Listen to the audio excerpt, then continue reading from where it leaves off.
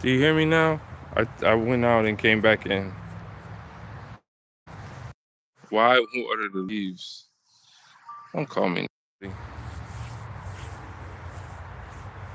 Thank you, Lauren.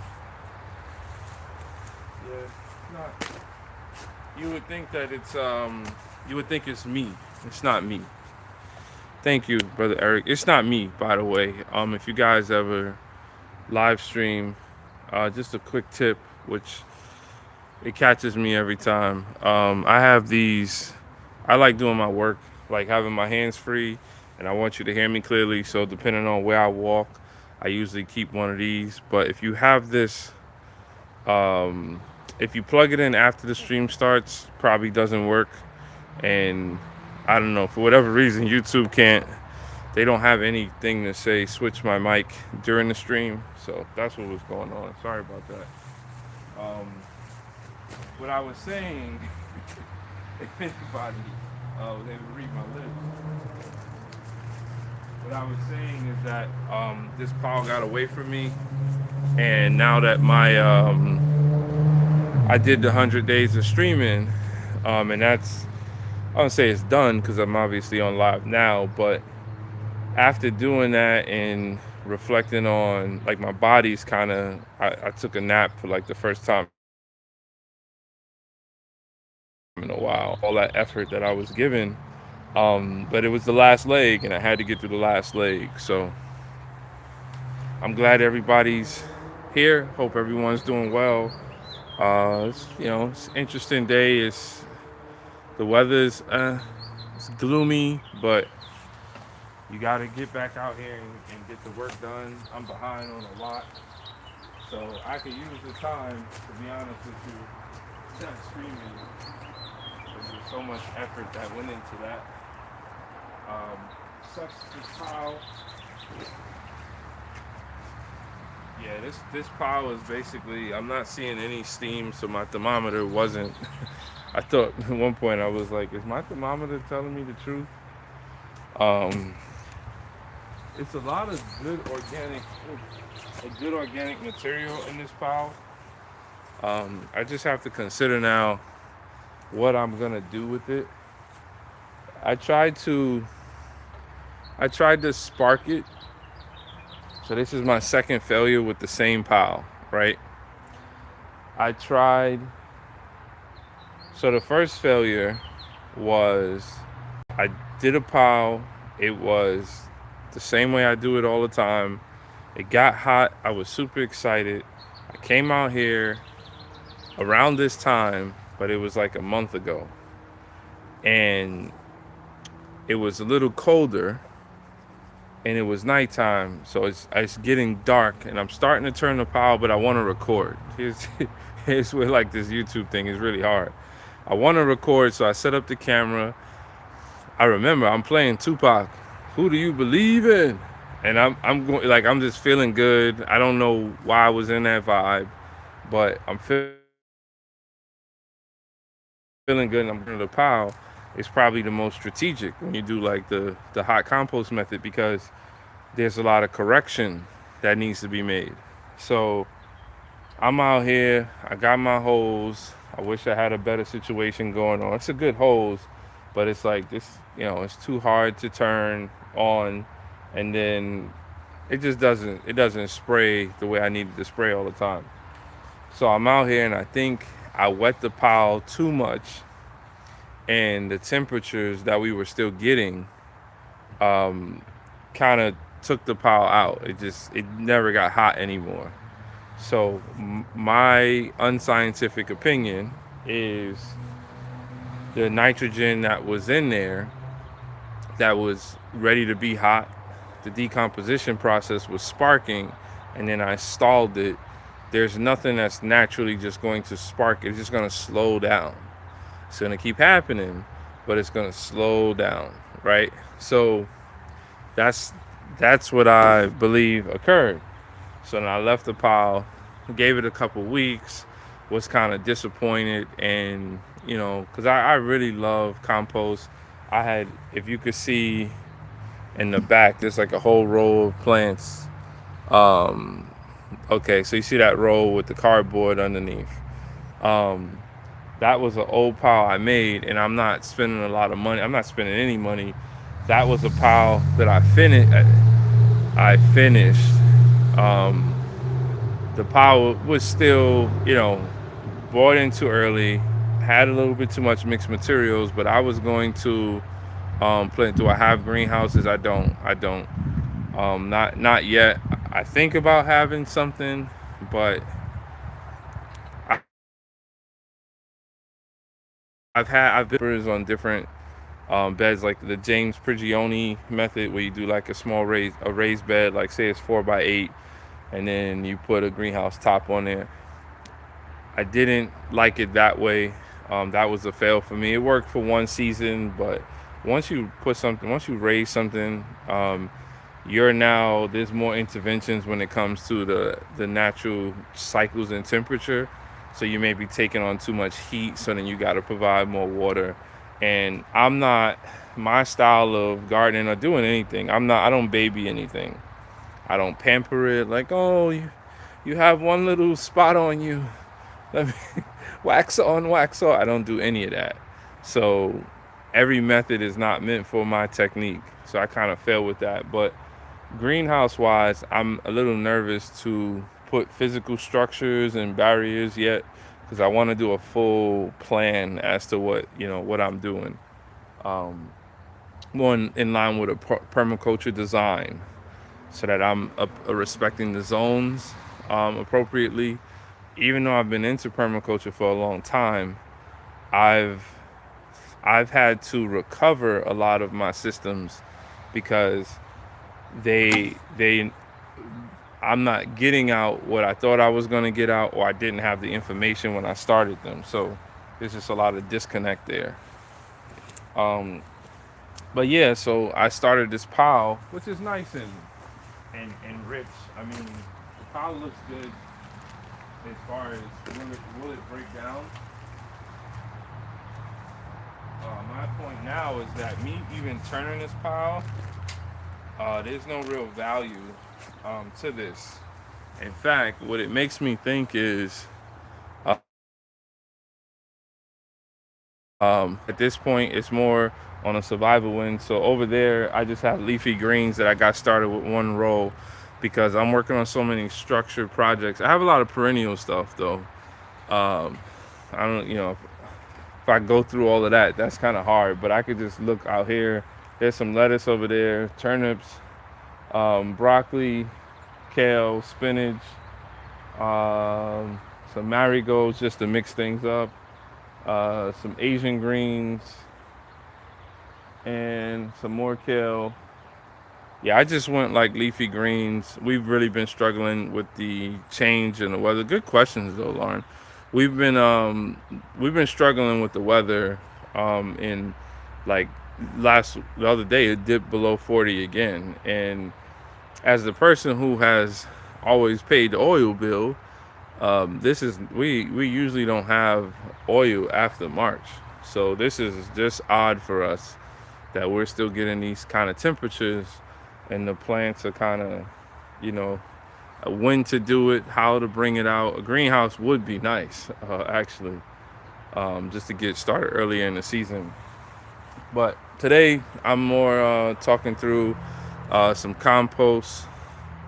Let me see. He walked away. Just like, okay, that was when I had my mic off. Okay, yeah. So I don't really see any value in turning this pile anymore.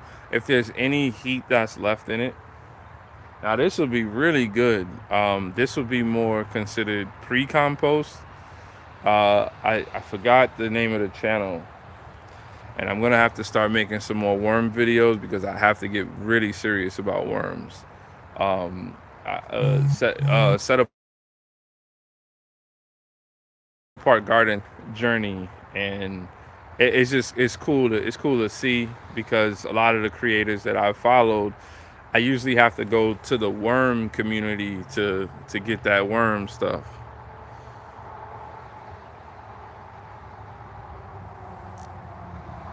I'll throw it out.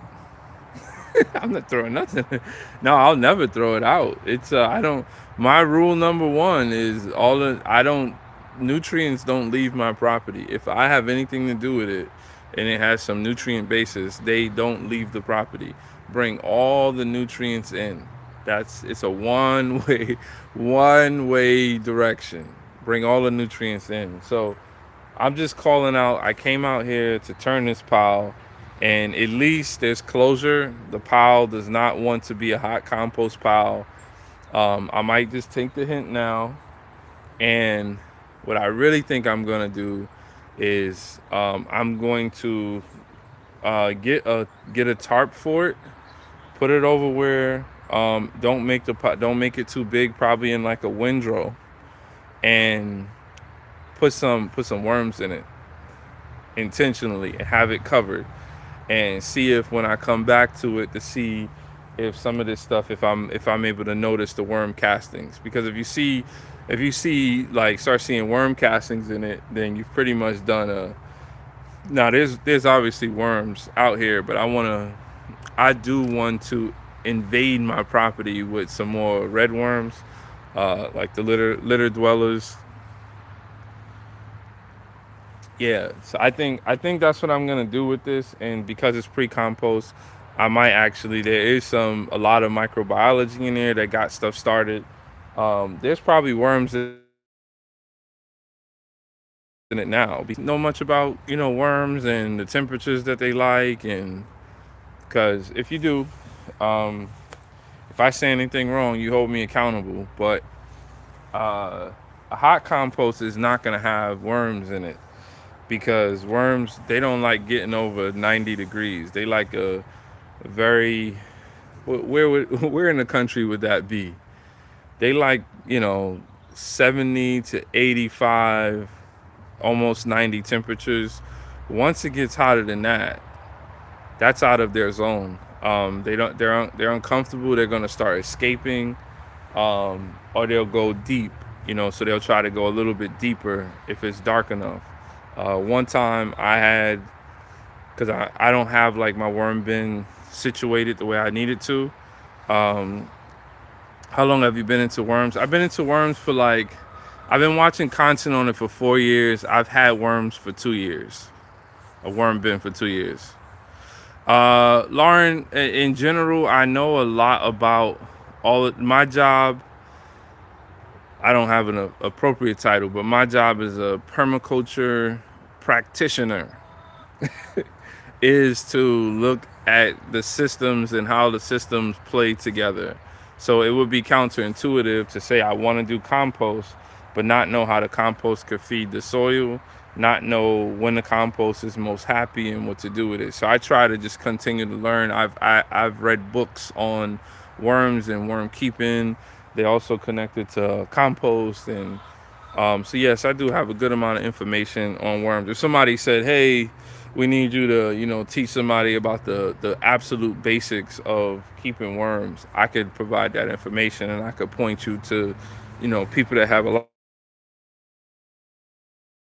lot more information. Saying is we have these different sectors and groups within YouTube. The algorithm has kind of split us all off, and I don't creators that are as much in the garden that also are showing me their worm bin. It's like it's the either or. People either talk about worms, or they talk about gardening, or they talk about compost. So I kind of I dip and dab in it all. But it would be cool to get worms outdoors, even if it's just for the summer through the fall, and just get the population of red worms up. That'd be my target. The myth is that red worms eat like half their body weight in a day. So if you are feeding, your food scraps, Lauren, do you put food? What do you do with your food scraps? Because that's a big thing for me when I say the nutrients. And I'm not clickbaiting here. I'm probably not. I could look at the pile, but I'm not gonna turn the pile if it's not gonna do anything. I see like a little bit of steam coming off this, but it's not worth it.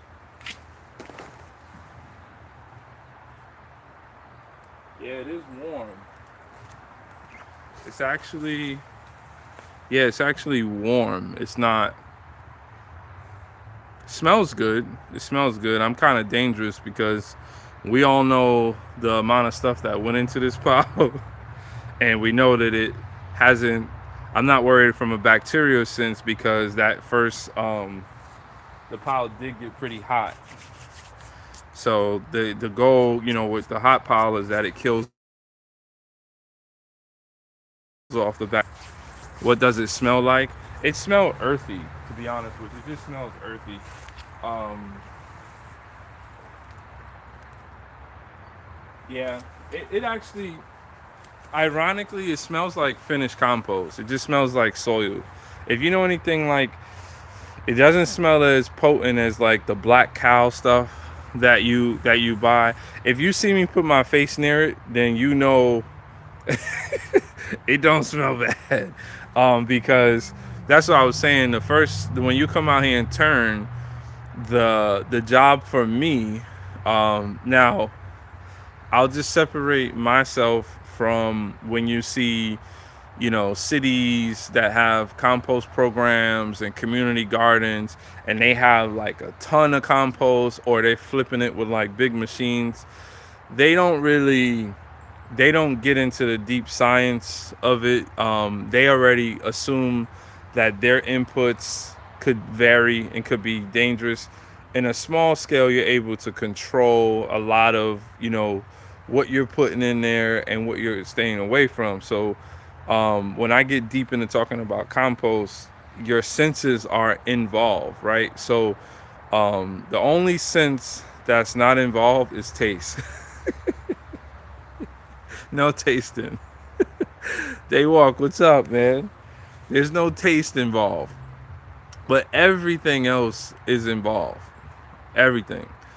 So smell is probably one of the most important things because you're going to get pockets of, um, especially on the first turn, you're going to get pockets of nitrogen that was too concentrated, and that's going to have more of a familiar ammonia. It never fails. You if you so sometimes it's really good to put in like a bucket of food scraps, but they've been sitting there and they kind of, how when some people put that in their garbage and their garbage stinks, and that's what's smelling.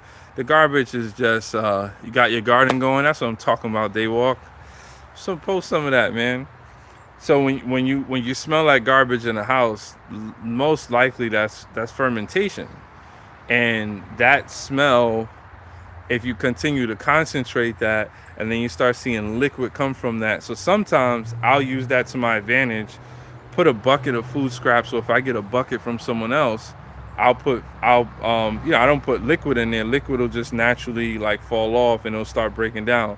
It'll smell like something you don't want to smell, but that would kickstart the pile in a way that like I would need something really high in a nitrogen ratio to kickstart the pile that good. But then the downside of it is that on your first turn, did you put enough carbon to soak up that material, that nitrogen that's foul smelling, and so your smell is like really key. So you would be able to smell right now from here. This pile has no smell at all. I have to go up close, and then it has like an earthy smell. So if I set this pile aside, because I did kickstart it, if I cover it, the worms will probably get to it.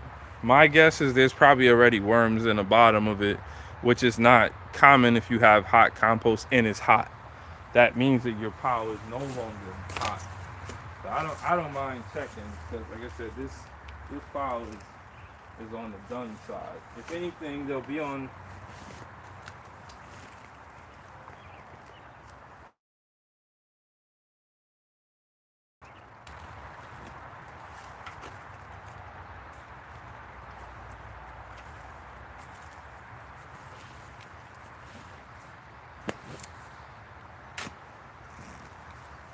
I don't see any. The likelihood of that is because I put a big piece of cardboard down, so it's not actually connected to the ground. Um, So something would have to eat through, or that cardboard would have to deteriorate to kind of create that connection. And the bottom is likely more hot than the top. But I have a thermometer. For whatever reason, uh, oh, no, no, no, no, Lauren, I don't put worms in there. Just natural earthworms from outside. If you you can, so if you're interested in worms, um, you can set traps. You can set good traps for worms. One way I used to do it is, say you take like a what do you call it? Like a pot, like a one, maybe like a plastic garden planting pot, and you squish down a lot of weeds in it. Something that's gonna like concentrate. Give that thing a couple days, and just put it like out in the ground. Give that thing a couple days, and the worms would have found it, and you'll be able to. One time, I was able to collect like hundreds of worms on a pot that was like this big, and hundreds of worms just migrated to it. But those are the worms that are out here that are on your soil, right? What I was saying with the worms is, the moment that this pile goes to a comfortable temperature, it's kind of fair game for them, because there's a lot of microbiology that's in there. There's a lot of food in there for them to eat. So if this pile was on the ground, it would have triggered them. And the other point there is, you keep compost moist. So worms like ambient temperatures, moist and dark. This is the perfect ground for them. Like I said, I could pull this into a windrow. Windrow being like a triangular, like a long, instead of having it tall or rounded, and they will migrate here. But I want to bring in, but how can they sense it? I don't see this from the scientific part. Worms, I mean, just like beings, animals, and everything else, they have what they're wired with to sense that. Now, what I do understand is that the type of worms that we usually interact with, they're called litter dwellers. They stay in the top 4 inches. So whenever there's like leaf piles, that's where they're comfortable at. They don't go deep into the ground. And then you have some worms that stay a lot deeper. Um, so they're kind of already like under our feet. So I've seen people that are able to prove with traps that worms are, they the I don't know if it's the vibration or the hearing, but when it rains, they come up, so that they don't drown. So you could create like a device that mimics rain, and worms will likely come up, but they don't like light. So darkness is a big key for them. But yeah, there's so many ways, but those are not the worms. Those are worms that are good for your garden. Sure. Get worm castings. Those are not the worms that you want. Yeah, I think they do feel the vibration. And the worms that are, I don't want to say domesticated, but the worms that I keep in the bin, those are a particular breed of worms, and they're litter dwellers. So they're happy in 4 inches of soil. I mean, not soil, but whatever bedding that they are, and they kind of just turn all of the bedding back into good compost, vermicompost. So I've seen a lot of people in my content watching. I've seen a lot of people make a lot of money. That's not my intent, but I think it is a system that a lot of people underestimate. Um, but it's a business at the same time. Carolyn, what's up? This is outside Darnell. Yeah, I took a nap today, Carolyn, after work, and man, I my body knows that we're gonna start pulling back that energy, and we're gonna feel a lot better. I attempted to come out here and turn this compost pile, Carolyn, and the pile is no good at this point. I'll still cover it back up because I don't want it to get too wet, and I'll just move it to another area, and we'll get some worms in it, and it'll just be an experiment. Then I'll make another pile. I'll get another pile made because I don't have like 10 different philosophies that I add every year, but one of the things that I'm focused on now, probably the most important thing that I'm focused on, is something I got from Jeff Lawton the other day. He said, always like fertility, so like compost. So you should always have a pile, and you should always have some stored compost, and just continue to do that, and then that's how you accumulate so much so that when you need it, you have it. And I'm definitely not that kind of compost. When I need something, since this takes like 18 days to do, what I usually do is like, oh, I think I'm gonna plant. That's what I did with the plants that's over there. I said, oh, I'm gonna need some, so let me get this pile, and then I'm waiting. Okay, so I'm marking down the calendar days instead of, let me just always have this thing in cycle. Let me have as much compost as possible, the surplus, to the point where I'll just give it away if I have too much and I can't store it. But the how rich in a soil sense, rich in a monetary sense, how rich does that make me to be able to have some of the highest fertile soil that goes into the crops that I'm gonna end up eating. So that I don't know, the process of composting is, for me, that's like top tier. That's I want to be the king. I want to be the king of New York of compost. um I guess when I learned, it's just one of those things. Everybody could identify a garden that makes sense to you. Everybody could identify uh, cattle, like a livestock. Um, but the way that we interact, especially in this country, the way that we interact with waste streams, it's like we don't take any responsibility. I'm the king. I plan on doing some funny videos of me being the king or becoming the king. Um, or the Duke. I thought of the Duke too, cause like Duke of York. I'm in New York. I'm from New York, but yeah, these are one of these things where the kids, they go to school and they learn about some form of the R's, 3 R's, 4 R's, right? So I'm young enough to have overlapped with some form of teaching about recycling and the world, and how it's going to help, right?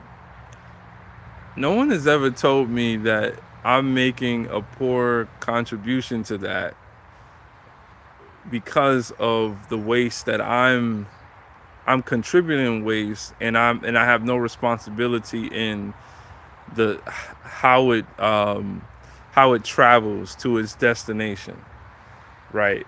So what does that mean? Does that mean, oh, I'm telling people store garbage? I'm saying I don't even know if the word garbage is accurate. That's why the industry is usually called waste management. It's not garbage, because this is, most of the stuff that we throw out is not garbage. Somebody's gonna use it, recover it. Even the plastics.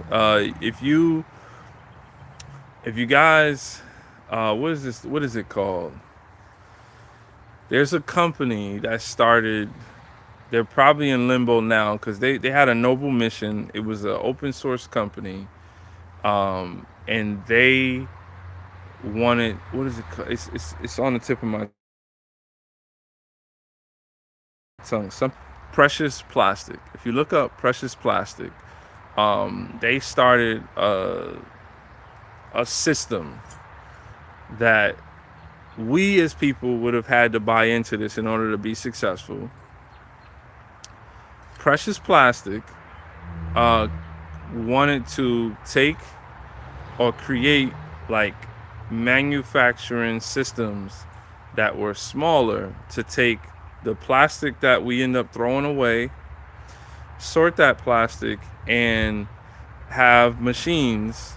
It doesn't have to be at your house, but it could be, in your not your cul-de-sac, but like it could be in, some community. There could be a center in the community, and that's where we give the plastic, and we don't have to worry about the plastic, all of these thousands of people's stuff coming into one.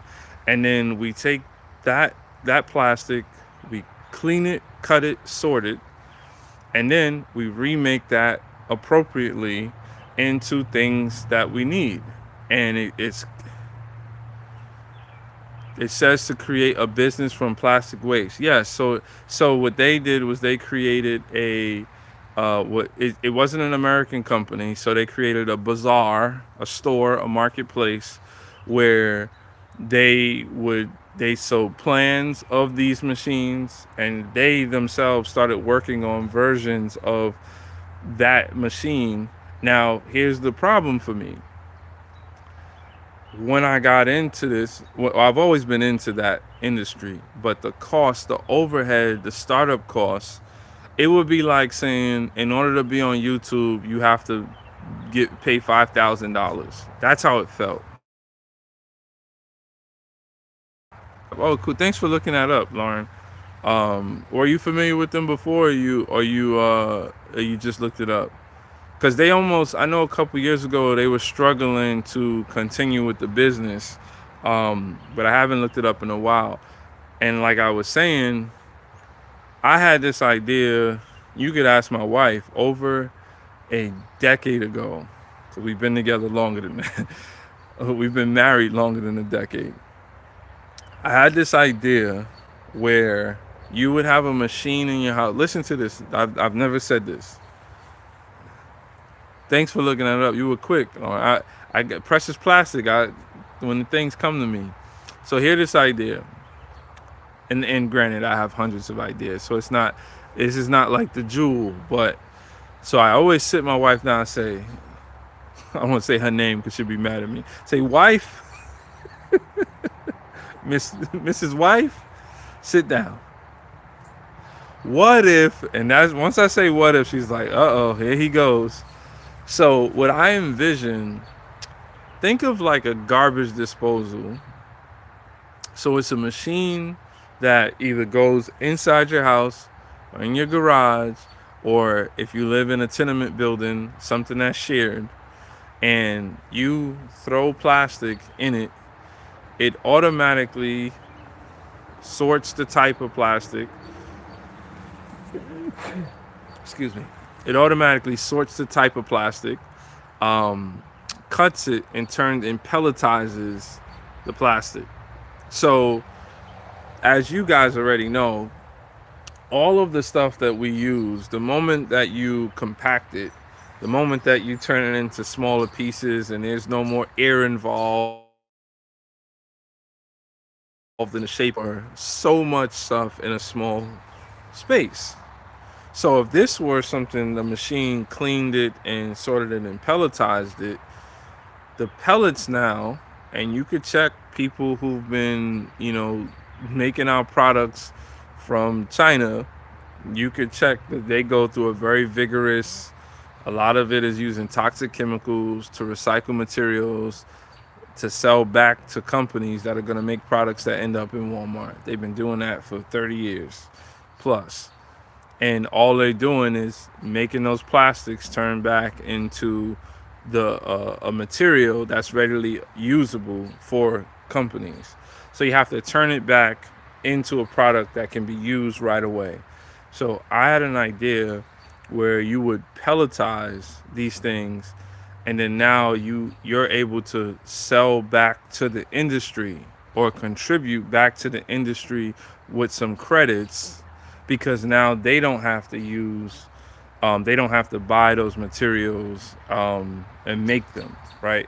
So stopping at least a percentage of plastic from getting created by people getting involved. What's up? I can't hear you. I think there's enough. It's loose enough. Yeah. I just didn't say your name on stream. I said Mrs. Wife. You think this is good? Yeah, it's good. She's my wife is think that now is a great time to plant a magnolia tree. We're still carrying over from the Mother's Day gift. Um, so yeah, so it was you would pelletize these materials so that they're readily available, and then they're put back on the market. Machines like that, it's a lot. Well, that's the thing. I'm talking about we scale now. We get to a new scale. I was 10 years ago thinking that everything is supposed to get smaller, right? So why not that? Why not it doesn't you don't have to do every form of plastic, but let's say the thing that you use the most, right? I drink a ton of these little energy drinks. It's not plastic. It's actually aluminum. But to think that I'm not getting anything back from that because one, Walmart is very tricky and they're not being nice about the recycling program from the state, and they're getting those containers, those bottles, they're being filled in other states, and then they sell them here. Then they don't have to worry about me trying to recycle them because they never actually took a deposit from me. So there's a loophole in the recycling program. So what if you just took like one type of plastic and you were able to, and we're talking about making money back from this, right? So I think there's some viability there. And a lot of times when there's a bigger cost, like you're saying, it's like the solar programs. When we develop properties, already build it in. Don't put that cost on people. Like already have solar when you buy the house that's in a certain neighborhood, or there's already a solar farm that's attached to this development. So then that's a benefit to get people to buy these homes.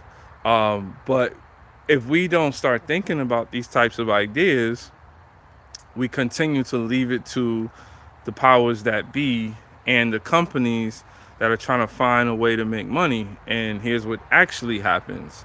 I mentioned it prior, but as of I think 2017, from they raised the level of the contamination rate that was allowed, or they reduced the level of contamination rate that's allowed. So if you don't, I think it's like 95. You could look this up, Lauren. If your recycled materials, so if you ever see a recycling plant, a waste management facility, it does not look like a clean endeavor. There's sludge and water everywhere. Forklifts are moving things from here to there, and they used to just crush this stuff up so that they could get it on a shipping container, send it over to China or another country that's taking these type of waste materials, and that's how these companies get paid, right? Well, China stopped taking it. So what did we ended up doing? They stopped taking it because we don't have the infrastructure to produce something with as low of a contamination rate, because the whole business model was built on it being rough and dirty, and they'll just take it. They'll deal with it. And when they stop dealing with it, we're stuck now with the stuff. So what do we start doing? Burning. So a lot of these facilities have turned into burning, and yes, if you can use burning in a way that where you're producing energy and you figured out how to do it as a clean burn, that there's something there. But for the most part, that's not what's happening. You know, my waste management company has been fined by the state multiple times, and what they're basically doing is those costs get offset to the customer. Municipalities have raised their, if they do garbage collection, they've raised their price. A lot of that is just covered because they know that they're not in compliance. Well, landfills go away, and depending on the state you live in, you actually, landfills are is a business that is not for the community, because the places, the states that take landfills, they're being paid to do that. So it's a business for them. So like the garbage in New York City gets trucked all the way down the East Coast. Virginia, it gets trucked down there. So these are just systems. I guess the point I'm making is with precious plastic, it's a way that we can get more local. With compost, it's a way that we could get more local into the things that we're doing. I would absolutely start a composting facility, a composting business or community program. I have friends that bring food scraps, and I give them eggs. That's probably why they come, but they don't like, once I start to educate them, they don't like putting their food in the garbage because they realize that they don't have to, and then you don't have to worry about your stuff going to a landfill. Hey, are you taking applications, Lauren? And look, that makes sense, right? It's good that you live in Canada, old Canada. I love Canada. My Canadian peoples have always treated me right. I went to school right near Quebec, Montreal, um, and I met a lot of Canadians. The people that I met, that I was around, really appreciated them. Um, but these systems, we as people, we have to work through these things. And something as simple as like compost is like where it starts. If you since you look stuff up quick, if you could check out Jeff Project, he's in Jordan. It's if I'm not mistaken, he's in the lowest place below sea level on Earth, and it's an arid region, and it just looks like mainly desert. And they started this project. You know, there's obviously funding for it from the government, and he created a learning center, a way to teach community, and he installed permaculture practices there, and they have greened a whole property. And when you do that, uh, it attracts rain, water storage. This all attracts people. You have food, you have animals, you have ecosystems that are rebuilding. Um, we don't have to suffer the way we are and think that, because what we teach is like, oh, that's a desert. Well, how did the desert become desert? Why does the desert grow? Right? Why is there, less diversity in those places and more in others? So the science is there, the information is there. We just don't want to. We don't read it because in our culture, it's not something we don't pass off that kind of information. But that's the stuff that I'm into. So I'm glad you hung out with me. It was really nice having you. Nice having somebody to put in some questions and good information and kind of hold me accountable. But this is my everyday. I mean, I'm always thinking of what can I do, what system can I create, and now that I'm not doing the nighttime stream, the open studio stream every night, I'm gonna try to get back to having these types of talks. And I actually got to catch up on a lot of the maintenance. Hopefully, posting some stuff connected to that. But it's getting nice and dark here, and I don't have my lights set up or anything. So I'm gonna get out of here. Lauren, whoever else hung out, really appreciate it. It was fun. Please check out, some of my content. I did do 100 straight days of streaming, and it was rough, hard, and I'm in like a recovery state of that. So thanks for hanging out. I don't know how not to do this. So it's a little, this is considered my break. It was fun. It was fun in the sense that it's a self-guided adventure that no one put me on, and I was able to say it out loud and do it and commit to it. And then there was some camaraderie along the way that the few people who got it, they got it. And I think that if I'm careful about the way that I respond with my overview of that, and make videos that kind of show what I was thinking. Like, CJ, what's up? Seriously, man, go to sleep. CJ's been hanging out for a while. Yeah, it's not super dark. It's it's not super dark. It's just I don't have any lights over here. But yeah, it was fun. That's one word that I would use. I just really want to analyze the ups and the downs, and if I could offer any to take on certain feats. I was fighting YouTube.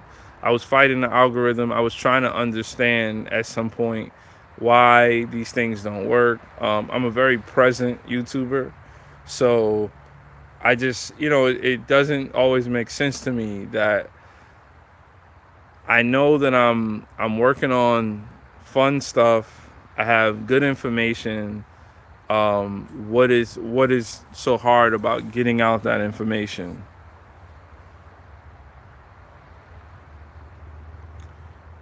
What is the KKO? I don't know what that means.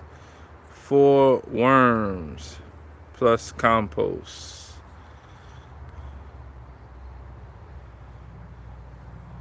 Yeah. No, it's just like streaming is fun. It just you gotta have goals, and you gotta have patience. So it's like, as much fun as I want to have, I would have a whole lot more fun if the channel was a little bit bigger. The amount of patience that I've had to have, that's crazy. It's almost like there was at one point where I felt like I couldn't be this and then also be the person that I am when I go sit down at the desk, because I'm pretty dynamic. What I'm trying to offer, it's just who I am. That's just how I roll. Why do you eat worms? I don't eat worms, sir. I don't eat worms. Um, but you see, you have to have patience. No, this is CJ. This is my good YouTube friend that we met some time ago.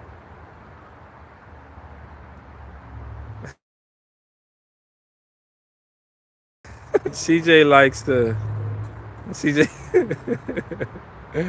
Oh, you see, this is why I had to have patience. This is why I had to have patience, because the chat is this whole independent entity, and it's while you're if you come on here with a message, if you come on here trying to really just spread the word, or you trying to come on here to hang out, whatever you do, you can't deny that the chat, you don't control the chat. Collect worms, I would say I farm worms, and there's many reasons. CJ, you might be able to get into worms. I'll send you to a guy named check out Captain Matt, him with the worm people. There's people making a lot of money off of worms, CJ. Most people only want to talk about the colorful businesses, and the things we're gonna fail at, because all they are is lights and glamour. But when you get down to the real dirty jobs, the real businesses, those are the things that stay around forever. Yeah, no, CJ's just having fun. And all I could do is laugh when CJ says stuff. I just laugh. It's all good. But it's been interesting, like I said. And I don't want to keep talking about the 100 days, the 100 days. So I'm going to bottle that up into some content and post that content like long form, like my kind of reflection. I haven't really started the thinking of it yet and putting that on paper, but that's kind of what I want to do when we do like a long form just reflection on the 100 days, and then I could just move forward to go back and find my lane. It was good. Met a lot of people, and we're just gonna keep growing from here. So I don't have any saying, but it is getting dark now. I want to get this pile covered. So I'm gonna check you guys on the next one. Hopefully, Lauren, absolutely incredible to hang out with me. Brother Eric was in here earlier. Shout outs to you. We still got to link up and reach out. We need to do some content online. So, CJ, peace, man. I'm gonna get out of here. I'll talk to you guys.